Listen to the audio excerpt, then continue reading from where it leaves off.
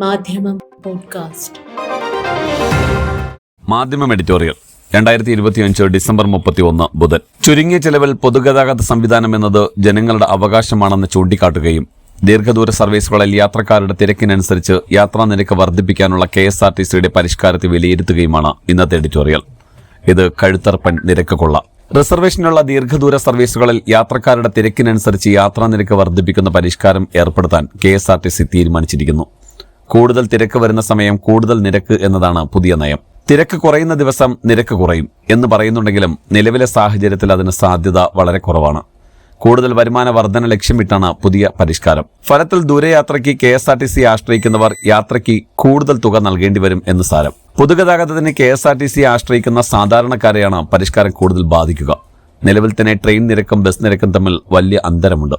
ശരാശരി 3-1 ട്രെയിൻ നിരക്ക്. അതിനാൽ തന്നെ ട്രെയിനുകളിൽ തിരക്ക് രൂക്ഷവുമാണ്. തിരക്ക് മൂലം യാത്രക്കാർ ബോധം കെടുന്ന അവസ്ഥ വരെയുണ്ട്. KSRTCയുടെ പുതിയ പരിഷ്കാരം തിരക്ക് കൂടുതൽ രൂക്ഷമാക്കാനാണ് സാധ്യത. യാത്രക്കാർ കൂടുന്ന ദിവസങ്ങൾ മുൻകൂട്ടി കണക്കാക്കി നിരക്ക് വർദ്ധിപ്പിക്കുന്ന ഫ്ലെക്സി ഫെയർ സംവിധാനം 2018 മുതൽ തന്നെ KSRTC നടപ്പാക്കിയിരുന്നു.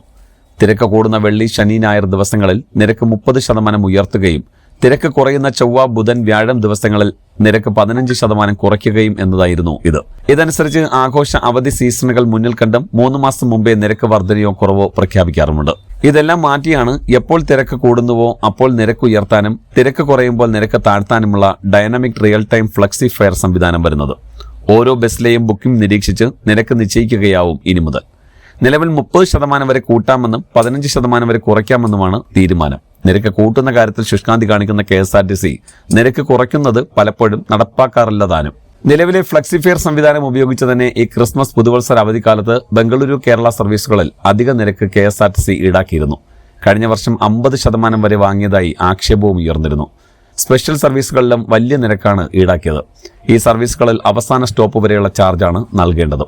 140 കിലോമീറ്ററിലധികം സർവീസ് നടത്തുന്ന ദീർഘദൂര സർവീസുകൾ ഏറ്റെടുക്കുന്ന ടേക്ക് ഓവർ നിയമം കൂടി വന്നതോടെ KSRTCയുടെ കുത്തക കൂടുതൽ ശക്തിപ്പെട്ടിരിക്കുകയാണ്. 140 കിലോമീറ്ററിലധികം സർവീസ് നടത്തിയിരുന്ന ഭൂരിഭാഗം സ്വകാര്യ ബസ് സർവീസുകളുടെ റൂട്ടുകളും KSRTC ഏറ്റെടുത്തു കഴിഞ്ഞു. വളരെ കുറഞ്ഞ സർവീസുകളെ ഏറ്റെടുക്കാൻ ബാക്കിയുള്ളൂ. അവ തന്നെ ദൂരം കുറച്ചും നിയമപരിരക്ഷ തേടിയുമെല്ലാമാണ് മുന്നോട്ട് പോകുന്നത്. അതിനാൽ തന്നെ തെക്കൻ ജില്ലകളിൽ നിന്ന് മലബാറിലേക്കും തിരിച്ചു നടത്തുന്ന സർവീസുകളിൽ സാധാരണ ദിവസങ്ങളിൽ തന്നെ വലിയ തിരക്കുമാണ്. ഇത്തരം ടേക്ക് ഓവർ റൂട്ടുകളിൽ ഓൾ ഇന്ത്യ പെർമിറ്റ് തരപ്പെടുത്തി KSRTC നേരിടാൻ സ്വകാര്യ ബസ്സുകൾ ശ്രമിച്ചെങ്കിലും ബഹുഭൂരിപക്ഷവും പരാജയപ്പെട്ടു. പലതും ഇപ്പോൾ ടൂറിസ്റ്റ് ബസ്സുകളായി ബുക്കിംഗ് നടത്തിയാണ് സർവീസ് നടത്തുന്നത്. തിരുവനന്തപുരത്ത് നിന്ന് സംസ്ഥാനത്തിന്റെ വിവിധ ഭാഗങ്ങളിലേക്ക് KSRTCക്ക് മാത്രമാണ് സർവീസ് ഉള്ളത്. പുതിയ സംവിധാനത്തോടെ ഈ റൂട്ടുകളിലെല്ലാം നിരക്ക് വർദ്ധിക്കാനാണ് ഇടവരിക. തന്നെയുമല്ല, കുടുംബയാത്രയ്ക്ക് തിരക്കിനനുസരിച്ച് ചാർജ് വർദ്ധിക്കുന്നത് അവരുടെ ബജറ്റിനെ തന്നെ മാറ്റിമറിക്കുകയും ചെയ്യും.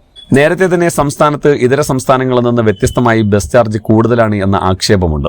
KSRTCയുടെ നഷ്ടവും കൂടി ചൂണ്ടിക്കാട്ടിയാണ് പലപ്പോഴും ചാർജ് വർധന എന്ന ആവശ്യം ഉയരുന്നതും നടപ്പാക്കുന്നതും. സ്വകാര്യ ബസ്സുകളിൽ നിന്ന് വ്യത്യസ്തമായി ടിക്കറ്റിന്റെ നിശ്ചിത ശതമാനം തുക സെസ് എന്ന് പറഞ്ഞും KSRTC വാങ്ങുന്നുമുണ്ട്.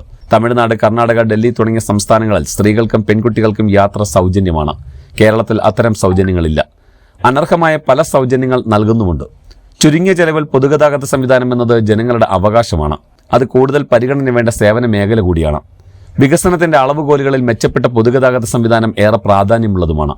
അത്തരം ലക്ഷ്യങ്ങളുടെ കടക്കൽ കത്തിവെക്കുന്നതാണ് പുതിയ തീരുമാനം എന്ന് പറയാതെ വയ്യ. ഏത് രീതിയിലും കഴുത്തർപ്പൻ രീതിയിലൂടെ ആയാലും പണമുണ്ടാക്കുക എന്നത് ഒരു ഇടതുപക്ഷ സർക്കാരിന് ഭൂഷണമല്ല. മാധ്യമം പോഡ്കാസ്റ്റ്.